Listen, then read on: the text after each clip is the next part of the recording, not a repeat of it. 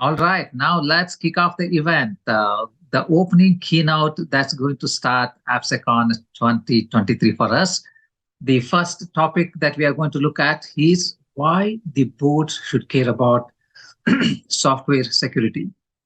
We talked about how every company has become a software company, and how software is not just a tool for operational efficiency, but it actually has become a source of tremendous competitive advantage.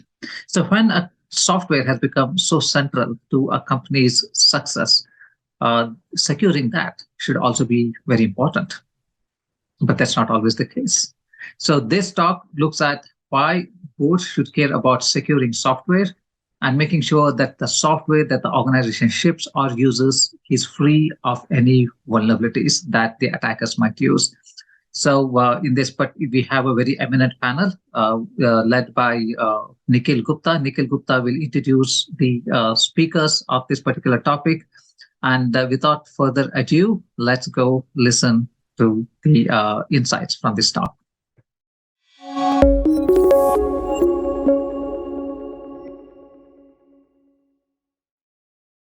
Hello and welcome everyone to AppSecCon 2023, the world's largest digital application security conference.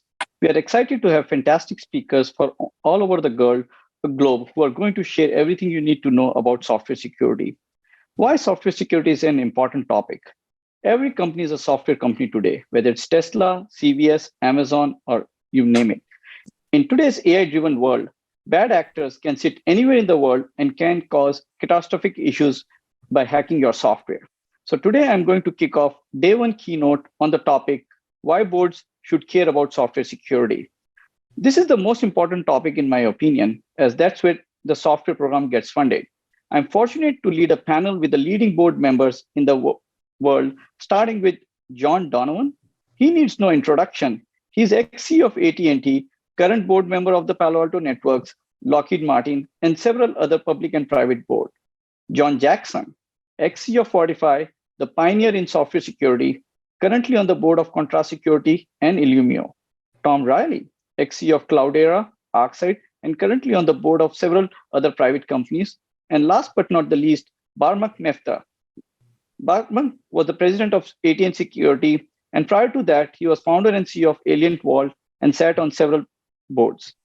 So to start with, let me ask you, John, with all the digital transformation going on these days with every company is a software company. So can you share some examples of how companies in the industries that are getting transformed by software? Well, I think every company is looking at a long arc of what does digitization mean to our organization, and then trying to reevaluate how is my process going to get differentiated with data and now with AI. So we have all of these arcs of innovation that are happening really, really rapidly. And the net of that is a proliferation of data that's somewhere between, multiples in size to exponential growth. And in order to manage all of that, I think companies have had to go out and buy a whole host of new solutions. So I gave you a few things that cause growth, but we didn't even talk about the move to mobile and everything moving to the cloud. If you take all those new dimensions, your suppliers are different. Your architecture is different. Your processes for managing it are different. And in many cases, your personnel are different. So we live in one of those scenarios where nothing changes every day, but if you look annually, everything is changing. And I think that that's really caused a lot of people to fundamentally rethink themselves through the lens of what are we at our essence. And I think the idea that we're a data and a software-centric company is not new news. You've heard everything from CEOs of GE to all these other industrial brick and mortar Newtonian physics kinds of companies that are now calling themselves software and tech companies. That's fascinating. Thanks, John, for that. Tom, how about you? What are your thoughts? Yeah, so, we often think of companies from our consumer lens, or brands that we know. And obviously, everything is going digital. Pretty much any brand, I expect to find a mobile app. But the other aspect is in the business to business, supply chains are going completely digital. So as consumers, we may not be aware of it, but as goods go from Mother Earth to being developed and distributed around the world and going into manufacturing facilities, that is all becoming digitized, and relationships are becoming digitized between businesses. And so every aspect of our world is, you have to be a software first business to succeed. Yeah, no, that makes a lot of sense. And John, again, back to you. You have been on several boards here. Why should board care about software security now? Well, I think security broadly is an area that boards have each year increased their awareness of. They've been establishing processes, but I agree that the landscape of supply chain is something that people have thought about. Reliability. Do I need two suppliers? Not a lot of attention has been paid into the raw materials of software. So beneath the big declaration that we're now a tech company, we're now software led, we're all about hiring engineers and that sort of stuff, I think boards have recognized that we need to look at how these things are assembled, how they're managed, how they're secured. And so I think the board's awareness has grown to the point that it's probably where it's going to get. I think now we're in a position where boards are saying, do I need a separate committee to deal with that? How frequently do I need readouts? What sort of things do I need to see? And then it's just natural that when you start at the high level of are we secure, you very quickly get into where is my software being built? How much is coming from open source? Do we know that it's well done? Are we managing configurations correctly? So very quickly, I think boards are coming up to speed. And I think of it in terms of like when SOX compliance first came out, everybody thought, oh my goodness, that's the purview of experts and specialists that grew up in the accounting field. And now audit committees have people that are very steeped in processes and know the procedures, and they run really efficient and effective ways to get reliability and assurances around their financial reporting. I think the same thing is going to occur in cybersecurity. And I think it's going to be a combination of the SEC for public companies, government influence, procurements asking people to raise their bars, and then boards that just want to be best in class. Yeah, no, that makes a lot of sense. And JJ, you are on board of 2 security companies. So why do you care about software security? Well, I think the thing to remember about software is in its simplest form, software is the competitive differentiation, the competitive advantage that a company has. So everybody can deploy firewalls. Everybody can deploy a lot of different security controls. But a lot of companies these days write their own custom software to express their competitive differentiation, their competitive advantage. Everybody can buy a accounting system, but if you're Schwab or TD Ameritrade, you need to write software that differentiates you from your competitors, that makes you the better company to deal with. So that's why software security specifically has to become a very high level issue at the board, in addition to cybersecurity. But let's narrow it down to software security, because software is so important in a company's differentiation, in a company's competitive advantage. Yeah, no, that makes a lot of sense here. And Barmak, what I would like to know here is for the audience that we are talking about software security. People talk about moving security to the left here, and why governance and guardrails are very important for the companies. Yeah, so I think everything's been said by the panel. I'll just echo it. The importance of the application layer, and the attack surface exposure of software dwarfs any other IT asset class. I mean, by and large, the entry point to IT infrastructure data is still through the application layer. And it's an area near and dear to my heart. JJ and myself, Ted Schlein, and a couple of others, early on, this is about 21 years ago, started a company called Fortify Software that sort of established the area for software composition analysis, static analysis of software. And our initial theory, which finally I see happening in the industry and is so refreshing, was that in any other area, when you build an artifact, whether that artifact be an airplane, in the automotive industry, a car, in the housing industry, obviously homes, you think of security during the construction phase of that artifact. For some reason, when you think about software development, software developers, by and large, have always thought of security as an afterthought. So the application gets built, and then you obviously see it be breached or hacked, and you have to pull it back into the software development lifecycle, the CI/CD pipeline. And there's various studies done about how expensive it is to catch these software issues ex post facto when it's already shipped and in production. And so over the last 10 years, especially, you see this emergence of this movement called shift left, which is how do you outfit software developers with the appropriate tools so during the software development lifecycle, they can build security into the fabric of the software as opposed to thinking about it as an afterthought. And again, when we started 𝗤𝗏 21 years ago, gosh, the first 3 years was incredibly evangelical to try to essentially educate the market about the importance of software security. Over the last 5 to 10 years, now we see the emergence that's happening, and it's getting entrenched into the fabric of CI/CD and SDLC, which is really awesome to see. Yeah, no, I think so. It's a good point you mentioned over here that in software, it's an aftermath. But if you're building a plane or anything of that, security is paramount. And JJ, since you're partner in crime with Barmak at 𝗤𝗏, what's your thought process on that?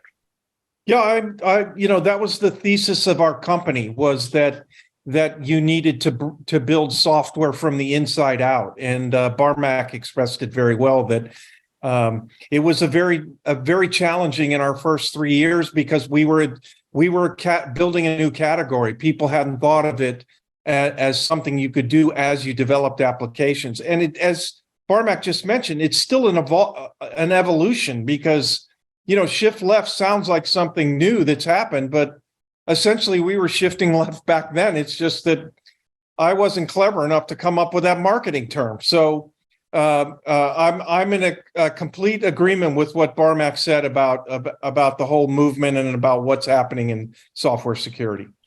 Yeah, no, that makes a lot of sense here. And again, as you said, even though things people are talking about shift left and all, and still I would say they're not 100% of the companies who are gone there, and people are still struggling to go to the board to get the budget approval and all. So Tom, like if a software leader or an engineering leader or security leader has to go to the board, what kind of things that they should be telling the board to show the impact of software security and get the budget approval?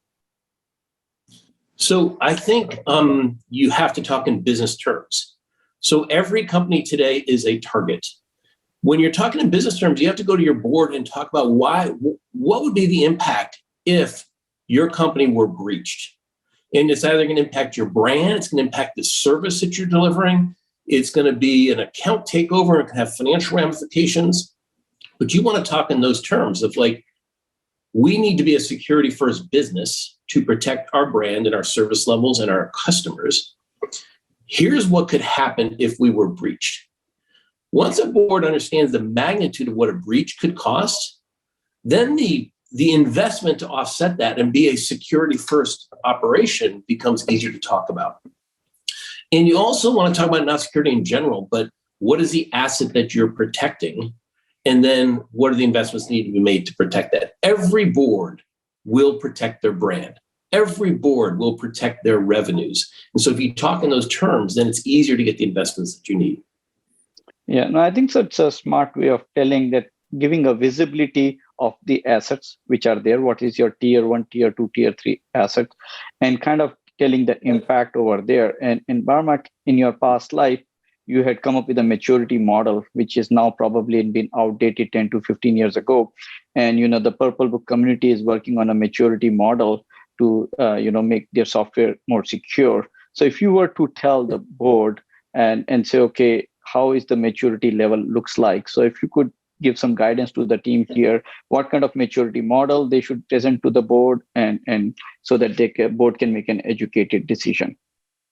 I think Tom said it best. To speak the language of the board, I often find, technical folks like ourselves approach the explanation from a very tech perspective. And boards by and large aren't technical folks. They care about the financial health and the brand health of the company. And so translating, technology deficiencies into business terms, I think is going to be really important. And Tom articulated pretty well. The thing I would probably add to what Tom said is, risk analysis is really important. So the other part of the board's responsibility is understanding the risk exposure of the company and being able to articulate what's acceptable and unacceptable risk. And maturity models come handy only as far as being able to provide the risk visibility of the IT assets of the board, especially in this case, the application and software layer. And in my opinion, it's really incumbent upon the board to be part of the solution rather than the CISO. Articulating what's acceptable risk to the organization. Their job is really exposing the risk to the board and having the board articulate what's acceptable and what's not acceptable. And I've always felt the maturity of a company around software security is in the eye of the beholder. So each industry is very specific. What's unacceptable in financial services might be acceptable in e-tailer, for e-tailers or maybe the insurance industry. What's acceptable to a mid-market company might be unacceptable to a global 2000 or a Fortune 500 company. And so, the assessment, exposure, visibility around risk, and the board being part of the solution around what's acceptable and not becomes the foundation of that maturity model for each company. And that's really important. If that's not articulated, then boards are flying blind, and that's a really horrible thing to do. No, very, very, very, very well articulated here, Mac here. And so, John Donovan, so back in the day, right, in the board, what used to happen is if a leader comes in asking for a budget, and the way people used to do was if somebody's asking for $20 million or $10 million, depending upon the organization size, you would cut it into half, and that's what was allocated. Now, as JJ mentioned that, it's very important for every organization to protect their assets and the brand and competitive advantage. So what would be your advice for the CISOs and security leaders listening here that how you should present that data to the board to get the maximum budget allocated for software security? Well, I think there's two ways to think about it. The first, I think that Tom and Mac talked about, which is you have to look at what is the economic risk. You have to look at what's the reputational risk. And I think for certain industries, there's even geopolitical risk around core infrastructure that may be well beyond what a normal business case would look at. But if you look and say, where does cyber belong in priorities for capital and OpEx in a business?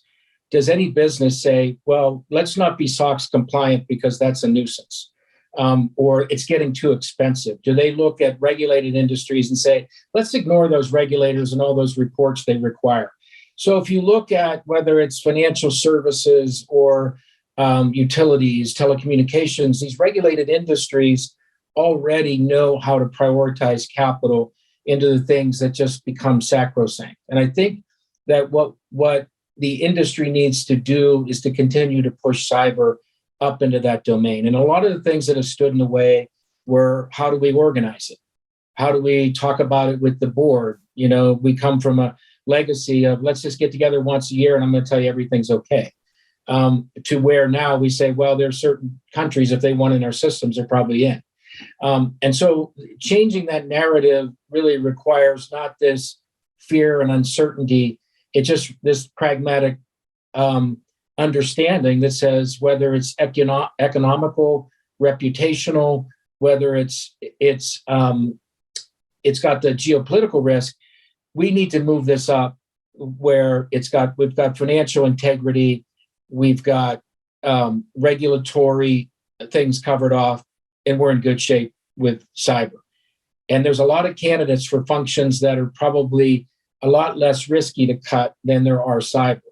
And we know some of those are, measured in half. So it's really, I think, the kind of thing where there's a mandate that people need to be efficient, be prudent, but really need to treat cyber as the must-fund area of the business. Yeah, no, I think so. That's a good point. And, JJ, as you were saying earlier, it's a competitive advantage. And as John mentioned it is the reputation risk. How do you quantify that, right? Essentially, it's so any advice to the leaders here, how do you kind of make it into numbers, if you will? I'll share a thought, Nikhil. I was just in a recent board meeting where we were talking with our CISO, who was asking for funding. But this is a B2B company. And when you're doing business in B2B or supply chain, everyone's doing security assessments of their partners. And for us to move into a new vertical, we had to invest in more security. And I realized, I said, we should overinvest and turn this into a competitive advantage against our competitors. We are a more secure partner for you to our prospective customers. And so now you're talking about going into new verticals or into new geographies, leading with security as a differentiator. When you can talk about security driving revenue, and I think it's very impactful in the B2B sector and supply chain, that's a differentiator that the board will listen to. Yeah, no, I think so. That's good. And JJ, if you're saying, I like what Tom just said, security historically has been a cost center, and turning into a profit center would be a great idea. So any final thoughts, JJ, on that? Yeah, I mean, I think it's a little bit of a stretch to say profit center. I think rather you would think of security as risk mitigation, as everybody has said, brand and reputation, and that becomes a direct impact on revenue. Certainly, there are opportunities to use security controls as something you can leverage for profit, but typically at a board level, the discussion is going to be more around, as we've gone around the table here and said, it's going to be more around risk mitigation. It's going to be more around understanding impacts on brand and economics, et cetera. And if that's the conversation, you've made a lot of progress. Yeah, no, that's good. I think so. We are coming at the end of the session here. What I will do is I'll put everybody on the spot here. Like we have so many visitor and basically audience over here. And I'll start with you, John and Evan. Like, what is the one key takeaway if you would want the audience to kind of take it from here, that why board should care about the software security? I think that the move to digital and the innovation cycle that's going to continue to increase in pace requires that we understand the materials of software, the origin of software, the security of software, as much as we do any other part of our business, whether that business is a half a decade old or whether it's 100 years old. We have to treat software as that essential to the product. Good. JJ?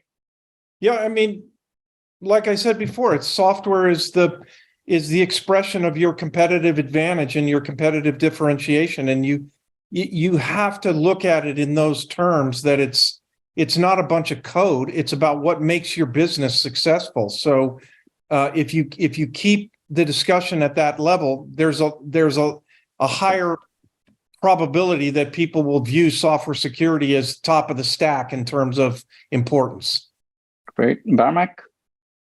Yeah, look, software is the entry point to everything. So it's your biggest attack surface. And, we used to say 20 years ago at Fortify, port 80, which is the HTTP port that allows us to communicate right now, that port has to be open. If you shut down port 80, we can't communicate anymore. That same port that's open is the port that's going to be exploited by hackers over and over again. And as compute architecture shifts to become more open, which we have to, that attack surface is only going to expand. And so the importance of the application layer and the software layer as an attack surface is only going to be aggravated and amplified. And I can't think of a more important IT layer to pay attention to from a cyber perspective than the application layer. Right. And last but not the least, Tom. Well, I thought Barmak was always not the least, but I'm happy to have it. When Barmak was talking earlier about shift left and our application developers need to introduce security at the time of development, I think boards need to take the same approach, shift left. Security of a company should not be an afterthought once a year, have a CISO come in. It should be part of every discussion. And the way to think of it is boards need to talk about, how do we offer a secure product? How do we offer a secure service? How are we a secure business in everything we do? And then the CISO is part of that product or service that they're delivering. Yeah, great. Thanks everyone for your time here. I think so it was a very informative session. I definitely learned a lot of new things here. And so thanks again, gentlemen, for attending AppSecCon. And I hope you have a great rest of the 2 days. Thank you, everyone.